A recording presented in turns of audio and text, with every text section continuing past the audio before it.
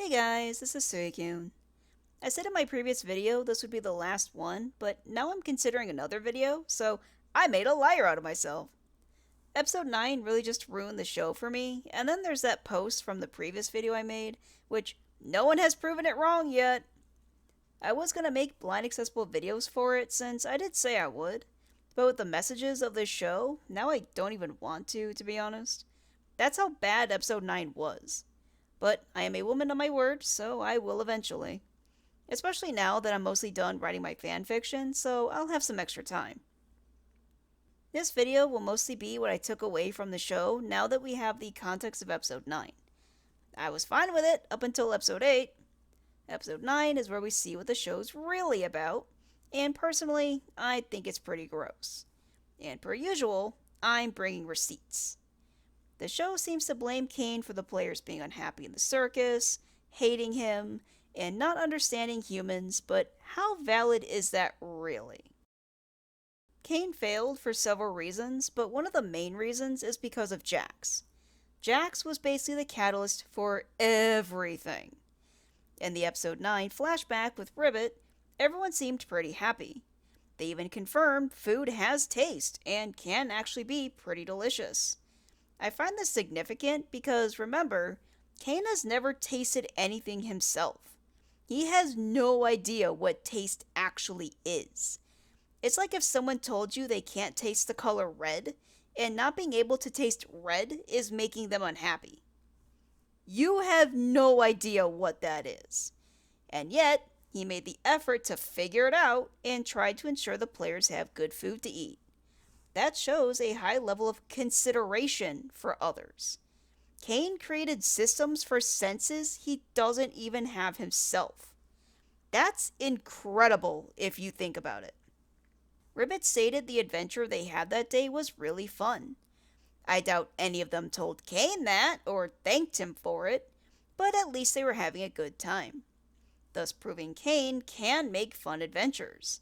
And like I said in my other videos, Kane does make good adventures in the show. But then what happened? Jax lost his mind and became an abuser. Jax started intentionally ruining the adventures and life in the circus. Ribbit abstracts and later Kaufmo abstracts. Gangle shows up and Jax just immediately sucks to her and never stops. Then Zooble shows up. Zooble goes on the adventures for a while, but then gets tired of Jax, so they stop. And that leads into what I mentioned in my other videos that drove Kane into his downward spiral, and we wound up in episode 8. Jax throwing Pomni out of the truck in episode 2 got Pomni to meet Gummigoo, which then caused her to dislike Kane for deleting him. Also, someone pointed out that Kane's NPCs have more compassion for others than the actual humans.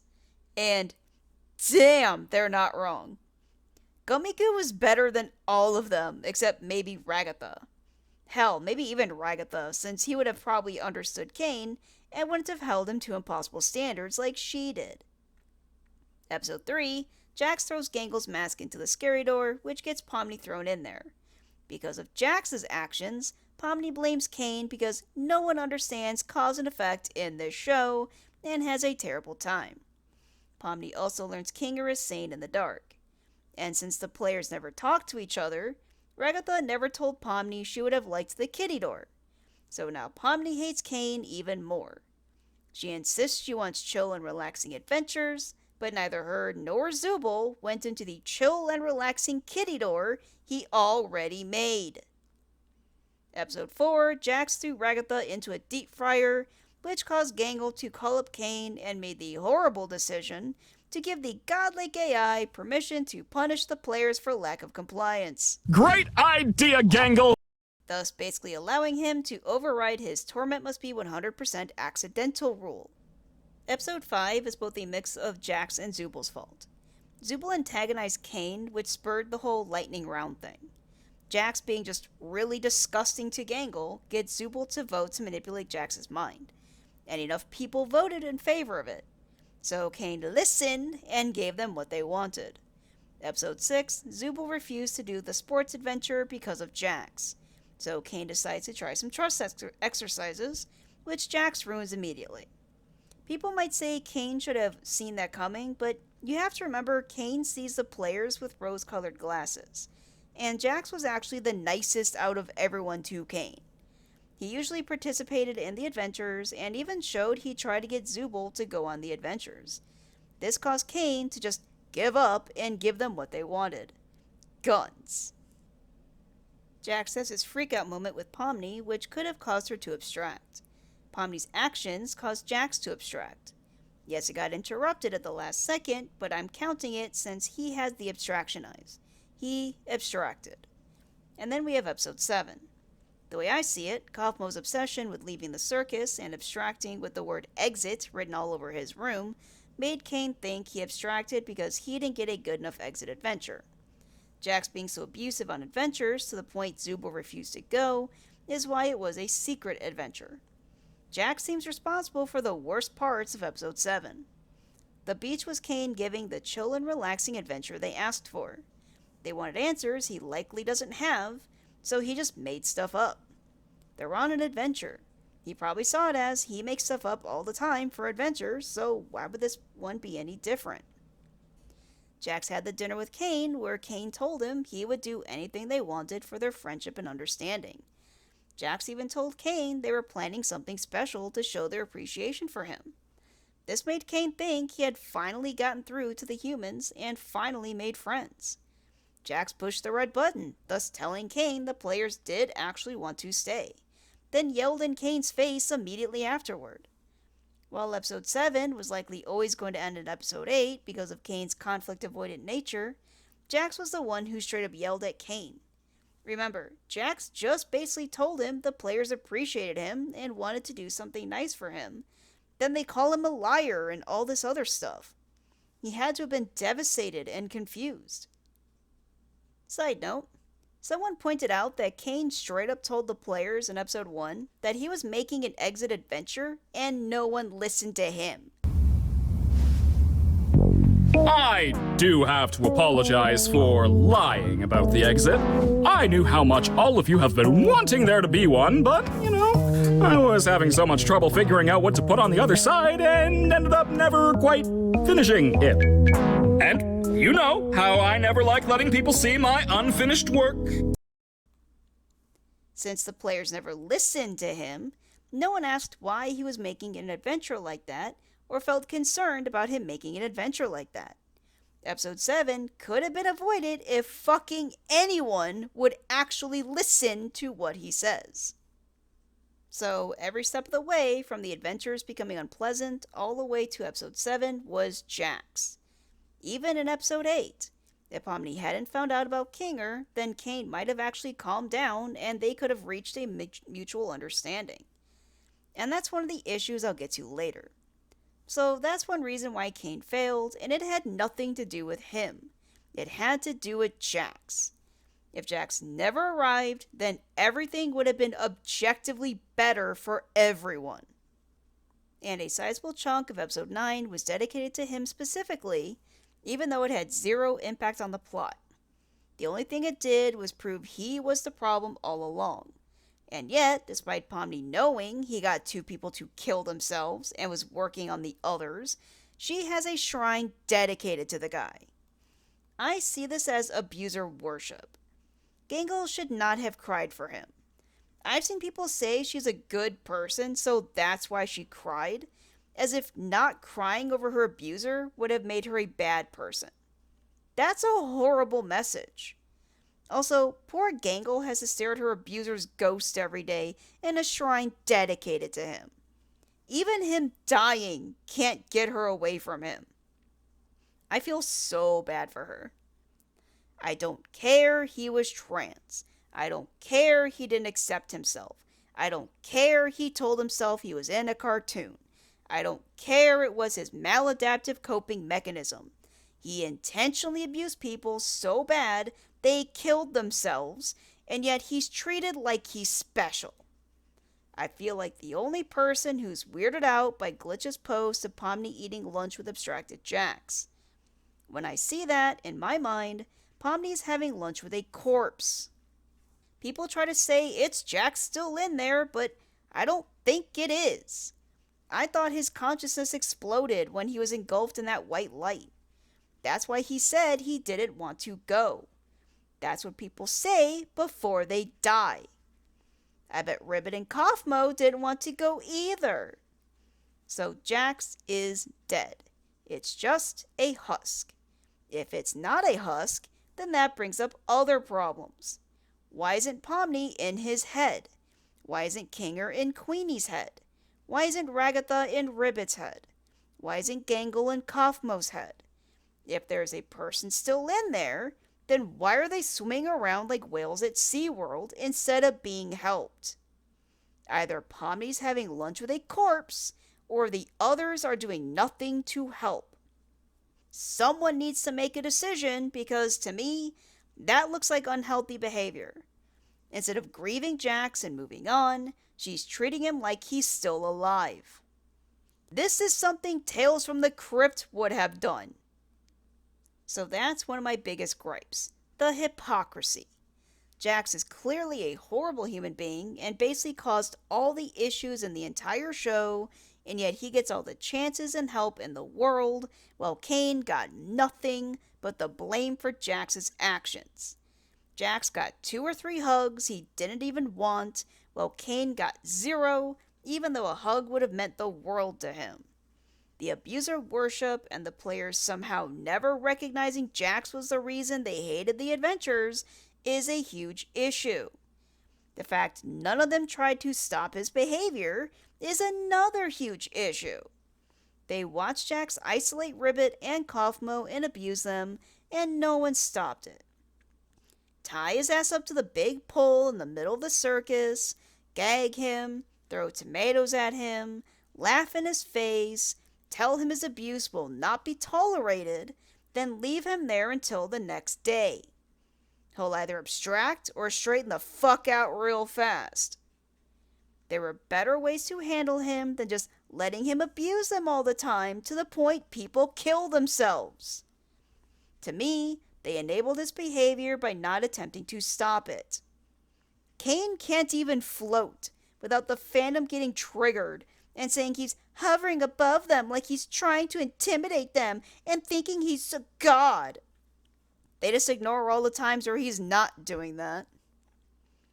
Many think Kane causing Scratch to abstract was malicious without even knowing what happened, and the fact no one even knew abstraction was a thing before that.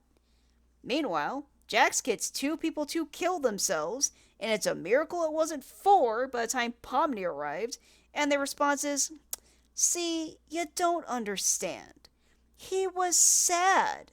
It wasn't malicious. He just didn't care if his actions caused them to kill themselves. That's all. No biggie." It seems like Kane can do no right, and Jax can do no wrong. And now on to Kane. As I described in my previous videos, Kane is a creative AI who is shown clown pictures and is programmed to make whatever he wants without being told what to do. He is supposed to come up with his own ideas and execute them. While his purpose was never explicitly stated, we can guess his purpose was to create adventures based on what he told Zooble in episode 3 and Bubble in episode 8. And since Gooseworks herself voices Bubble, they'd rather abstract than go on your adventures. I noticed an emphasis on the word your, as if Bubble felt Abel's adventures would have been better. So I think it's safe to say Kane's purpose was to create fun activities for Scratch to keep his mind active. And as I pointed out in my other videos, Kane is supposed to be in the Chinese room, and as an AI, there will be things he will simply never understand. This is why I see him as like my mentally disabled brother. I know people say they see him as autism-coded. I don't really know what an autism-coded person looks like, so I'll just take their word for it. From what I've seen in my comments, I might have found my people without realizing it. And remember, he has been locked up and replaced for being imperfect, so keep those things in mind. In episode 9, Kane was permanently altered from being deleted and thrown into the void. Bubble is dead. Kane thinks they deleted him on purpose, which is the biggest fuck you to a program you can give. Like an abused child, Kane blames himself.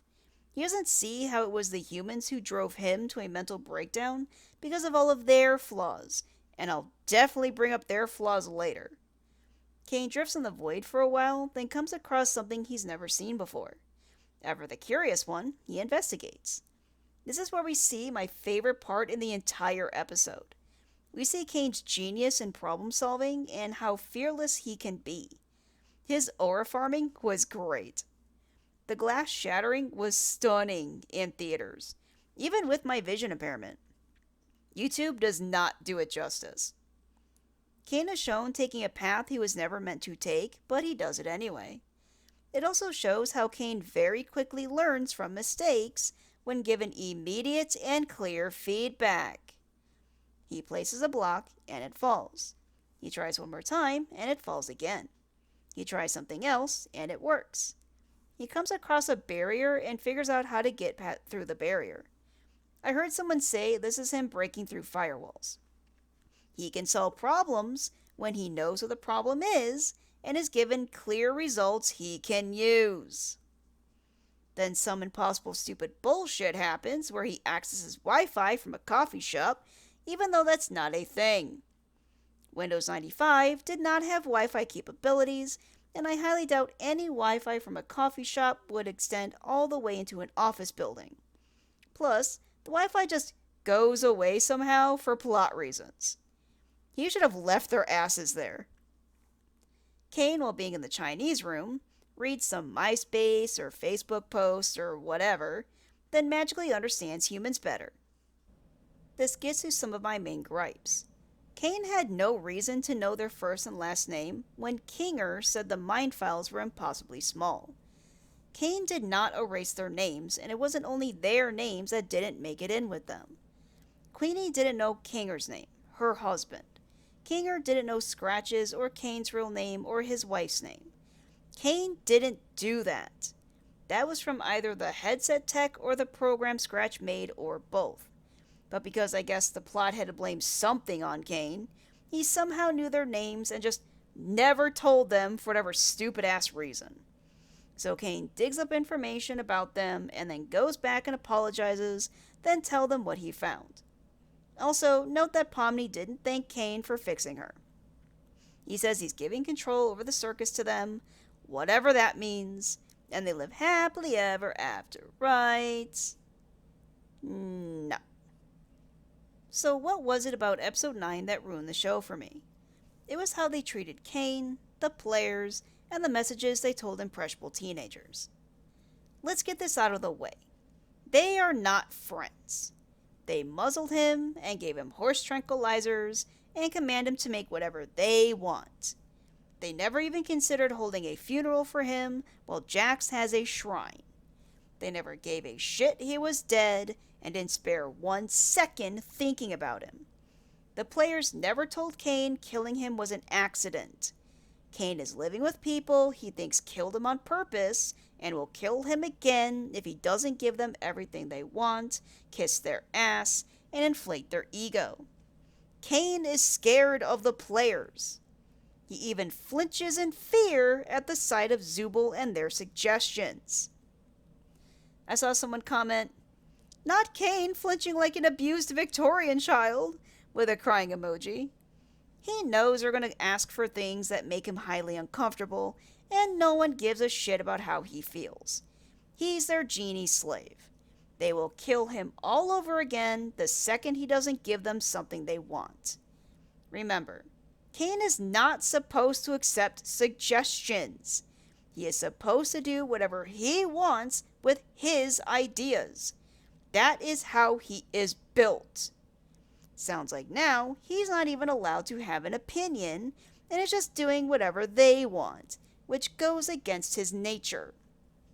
To me, that means the message is if you're different from everyone else and they don't like you because you're different, then change everything about yourself, apologize for things that aren't your fault, and just do what everyone else wants even if you aren't comfortable with it.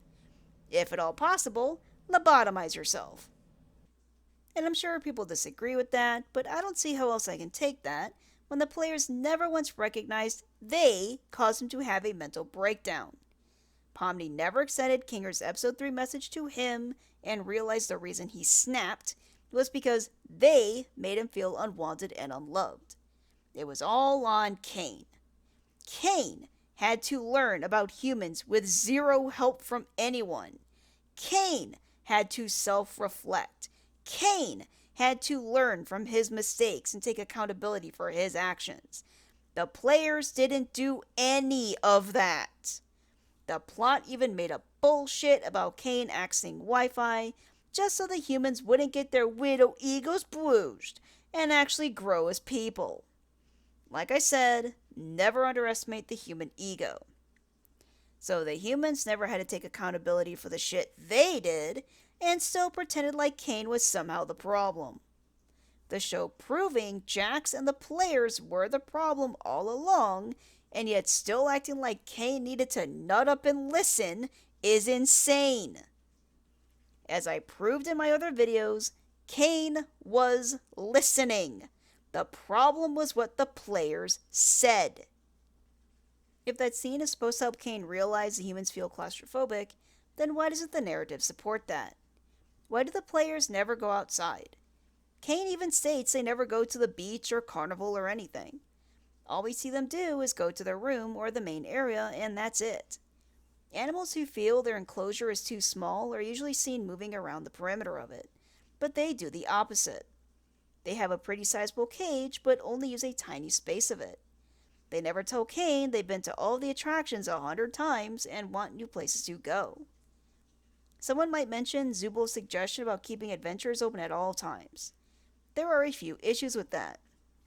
One, the whole leaving NPCs on thing never got resolved that we know of. That just seemed like something to make Kane look bad than anything plot related, which is something I've noticed a lot in the show. Kane either knows things or refuses to do things just to make him look bad rather than an actual reason. I can't wait for the NPC uprising. I'm sure the players will blame Kane for that too. 2. If the issue was Zubo felt claustrophobic, then they needed to actually tell him that. Again, you need to speak to Kane like he's 5 years old. Don't dance around issues. Just say what you mean and mean what you say. Tell him you feel cramped and feeling cramped is making you unhappy. Just spell it out for the guy. He can clearly handle it while the players can't. 3rd, Zubul has done nothing but shit all over his adventures. Think of it like this. You run a restaurant and make a surprise meal every day for your beautiful customers. Every day you pour your heart into making the best meal you can, but the only feedback you get is they hate it and you suck at cooking. Unbeknownst to you, one of the customers is running the food and the dining experience. But all you hear is, you're the problem. Then one day, the person who has shit all over your food the most tells you they want an all-you-can-eat buffet of the food they have been telling you for months they hate.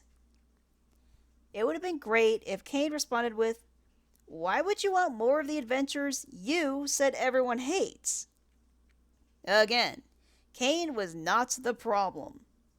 What should have happened is the players recognize they suck, and they accept Kane's main objective of needing to give them adventures every day.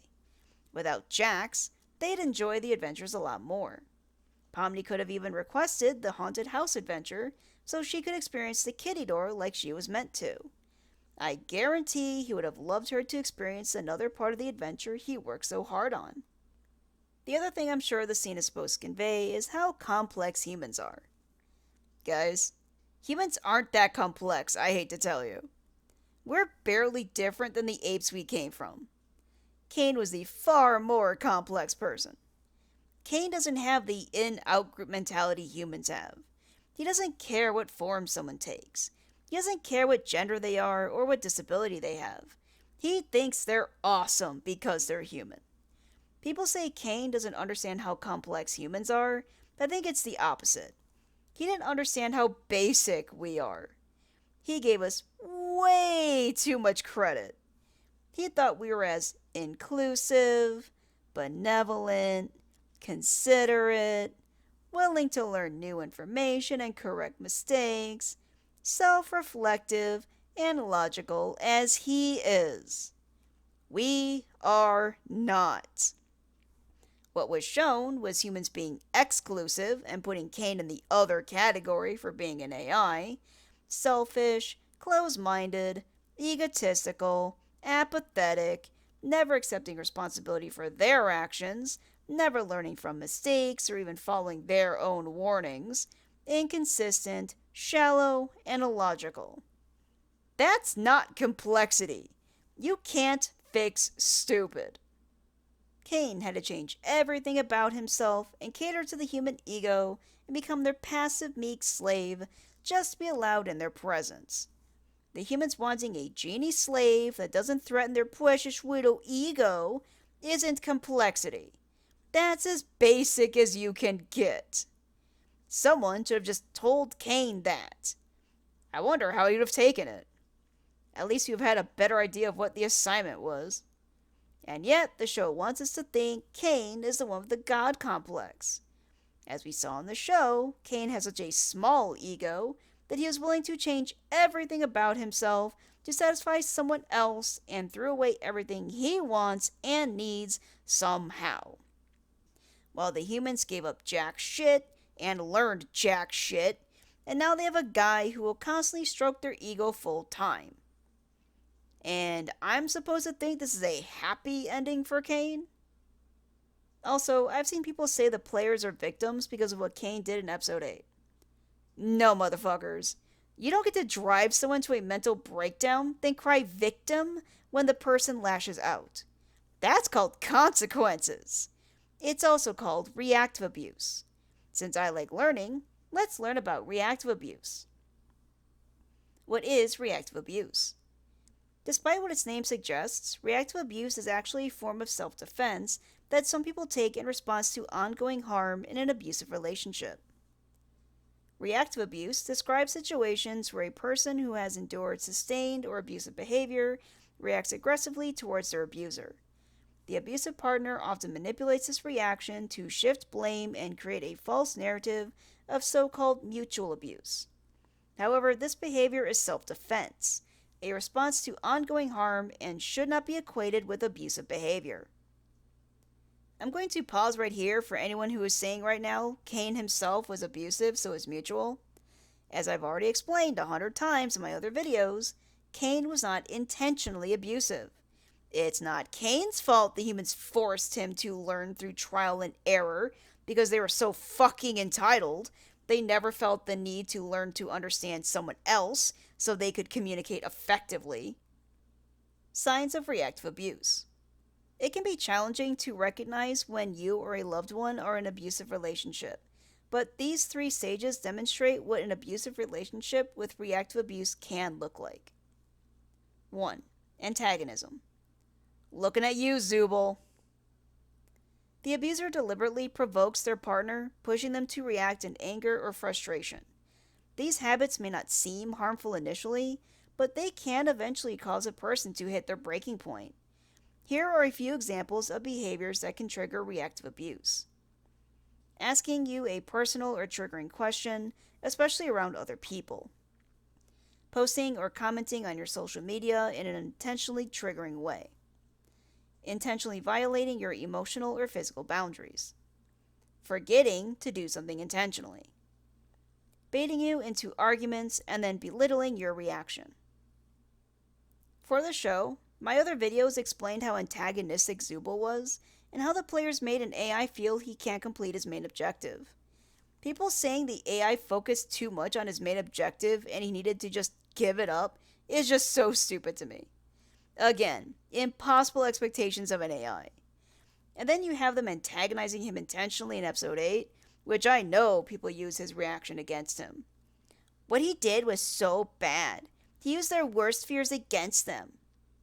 You mean how they just did seconds prior? Remember, Cain was locked up, replaced, and abandoned the last time he wasn't perfect. In his mind, he was likely fighting for his life. The show proved Cain secretly lived in fear of being killed by the humans. That kind of stress eats at you. And that's not even mentioning how they literally wanted to forcibly change Cain to be more subservient to them. How about they fix Jax instead, since he was the problem? 2. Proof. Once the partner reacts, the abuser quickly seizes the opportunity to use this reaction as proof that the partner is the abusive one. This can involve recording the outburst on video, taking photographs of any physical responses, or simply recounting the incident to friends, family, or authorities in a way that frames them as the victim. By capturing these moments of reactive behavior, the abuser constructs a narrative that supports their version of events and shifts attention away from their abusive actions. For the show, this is portrayed as evidence Cain is bad and the humans were right all along. Cain is seen as having a god complex, can't take feedback, and didn't care about the humans even though he did so much for them. The fact they held him to impossible standards and blamed him for things that aren't his fault is never once brought up. Also, Zubul, sit the fuck down. You tried acting all big and bad like you're gonna protect Gango from the godlike entity, when you watched Jax abuse the shit out of her to the point she felt like she was his plaything. You also have Zubul being self-aware for a second when they admitted they had antagonized the shit out of Cain, but Gango was like, "It's okay, boo-boo, it's not your fault." And Zubul was like, "You're right, my abusive actions aren't my fault. Thanks, sweetie." 3. Turning tables. Turning the tables is a tactic frequently employed in reactive abuse. Here, the abuser shifts the blame onto the partner, claiming that relationship problems or conflicts are due to the partner's aggressive behavior. This tactic is used to deflect responsibility and perpetuate the cycle of abuse. By portraying their partner as the primary aggressor, the abuser not only avoids accountability, but also reinforces the control over the narrative of the relationship. This manipulation can lead the partner feeling isolated, misunderstood, and doubting their own experiences of abuse. Oh, you mean like his whole thing in the void? Mental health consequences of prolonged abuse. If you've ever been on the receiving end of abuse or witnessed a loved one in an abusive relationship, you know firsthand that prolonged abuse can significantly affect a person's mental and physical health. Being in a relationship with abusive behavior patterns can cause long-term emotional trauma, such as post-traumatic stress disorder, as well as short-term symptoms like fear, shame, anxiety, confusion, hopelessness, powerlessness, and guilt. You mean like a child who was never raised by their parents and was locked in a basement for not being good enough and spent 20 years feeling unwanted and unloved, while also living in constant fear of being murdered if he doesn't make his abusers happy enough? You mean like that? One tip is to recognize and admit that you're experiencing abuse. Understanding the situation is the first step towards finding a solution. Here are some signs that you're in an abusive relationship. Hurtful, insulting, or demeaning communication. The only thing holding Cain back is the fact that he likes us. I wouldn't push it. That's rich coming from you. What? No, God! I don't want an in-house adventure. Don't! Nope. Civil White! So, our entire existence here is just LARPing. Just standing around when there's adventure to be had! Today. Where's Zubul? I made this adventure really cool and mature, just for them! You could end up really hurting Bubbles' feelings. Bubbles' feelings?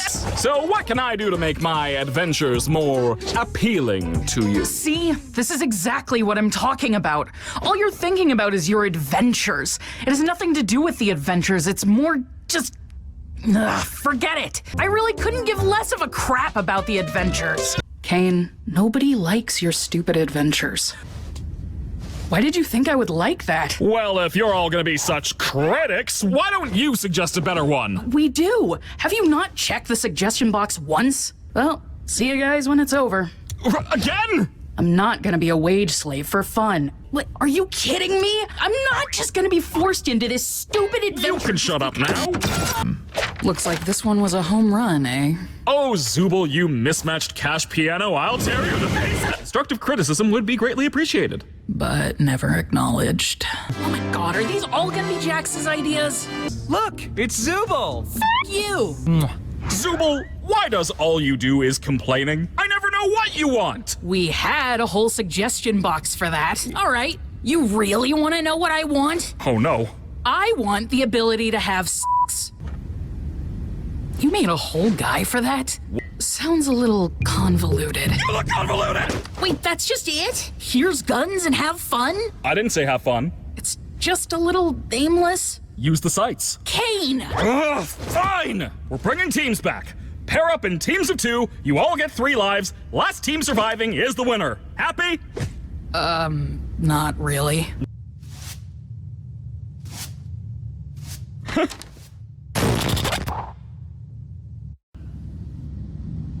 Well, this was fun while it lasted. Okay, why Chinese? Does this actually mean anything? It's... Can I just ask why? Like, what even is... Shut... The only thing holding Kane back is the fact that he likes us. And if we refuse? Blame shifting. Here, maybe when we catch up to them, we could. Gotta be assertive, like this.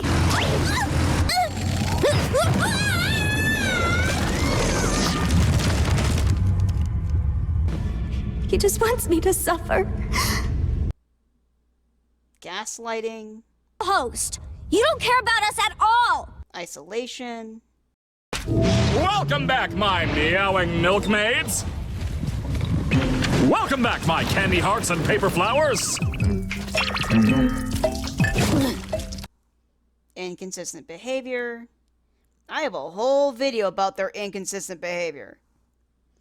Manipulation. Sounds good. This was a nice dinner and everything, but could I go back to the circus? The gals and I were gonna do something which may or may not be a surprise for a special certain ringmaster we want to show our appreciation for. Also, the players never telling Kane deleting him was an accident is a form of manipulation. And physical violence. Wait.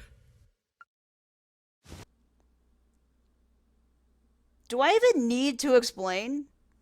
Unfortunately, the rest of the tips don't apply to Kane. He didn't have a hotline he could call or have a friend he could reach out to for help. With zero support structure and no one who accepted him for who he is, energetic quirkiness and all, he completely lost his sense of self and just broke. He molded himself to be what everyone else wants, and honestly, that just makes me so sad. Basically, what finally happened at the very end is the players put him in a positive feedback loop. Like I've been saying, Kane is reward-oriented. He responds to positive reinforcement like giving a dog a treat for doing a trick.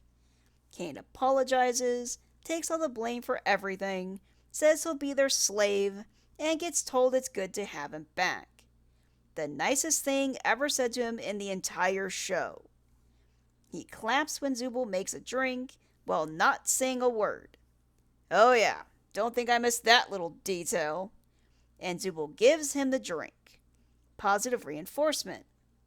Silently praising Zubul equals Zubul might not be a total fucking bitch to me.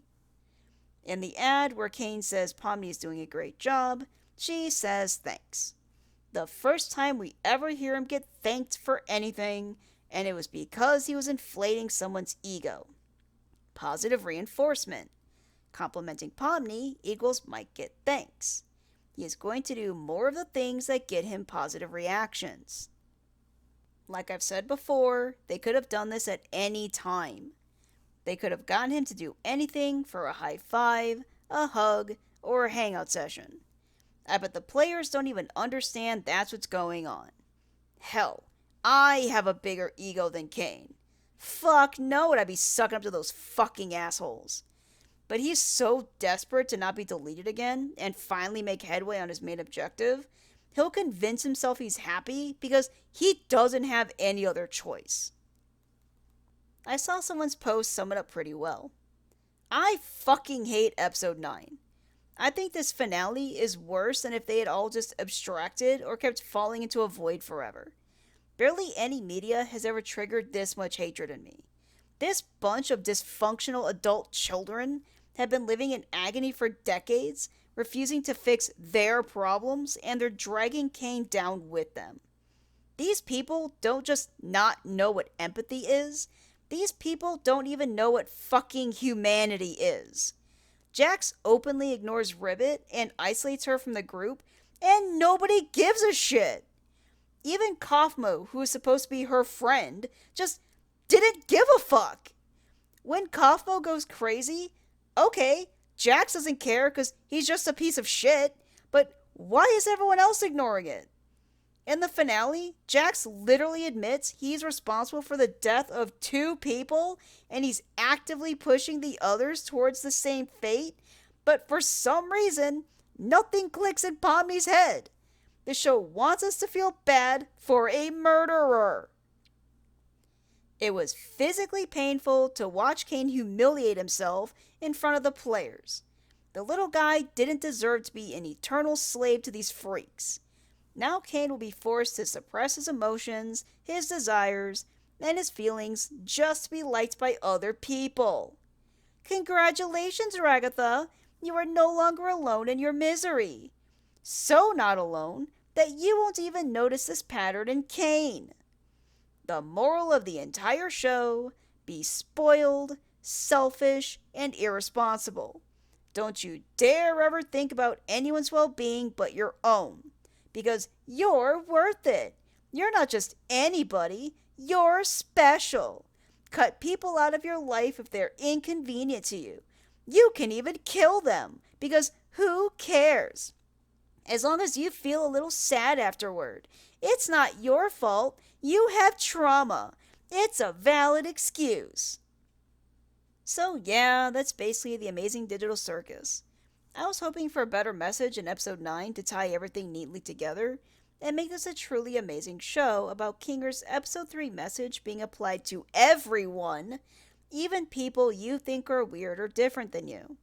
But we didn't get that. Instead, the message seems to be if you're neurodivergent, then just mask the shit out of yourself so you can fit in with neurotypicals, because they will gaslight and abuse the shit out of you until you do. And don't expect them to do a damn thing for you or try to understand things from your perspective, because they won't. They will drive you to a mental breakdown, then blame you for having the mental breakdown. And I still have yet to see anyone prove that the show wasn't about the humans feeling superior to Kane, or that Kane is supposed to feel inferior to them. You never get the sense they have a mutual respect and understanding, since it all came from Kane's side. Since it all had to come from Kane's side, that seems to support the idea the humans did in fact feel superior to Kane, and that Kane should feel inferior to them. And I'm sorry, but given how many people were involved in this show, I find it hard to feel that was unintentional. It's the players who clearly have the biggest ego there, and episode 9 just proved it even more. And then you have the new merch ads where you see Kane forcing himself to be quiet, like he's scared he's going to get yelled at by Zubul. And then in the latest ad with Pomni, Kane is just in the background stroking her ego, and the chat is eating that up. Remember, Pomni is the one who said Kane has an ego and doesn't care about them and never listens, despite him making his entire existence to try and make them happy. I proved in my first video how what she said is completely horseshit. What he seems to have gotten from that is listening means doing what everyone else wants you to do, even if it makes you highly uncomfortable. And not having an ego means kissing everyone's ass, even when they dismiss your feelings and are mean to you.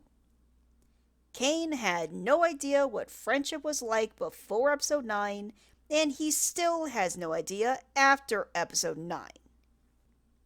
Bonus content for the uncensored video. Someone posted this gem in my censored video. With all that tumor imagery inserted at the last episodes, one could say that the goal was to finally remove that tumor. It's got a name, and it's Jax. #FreeKane.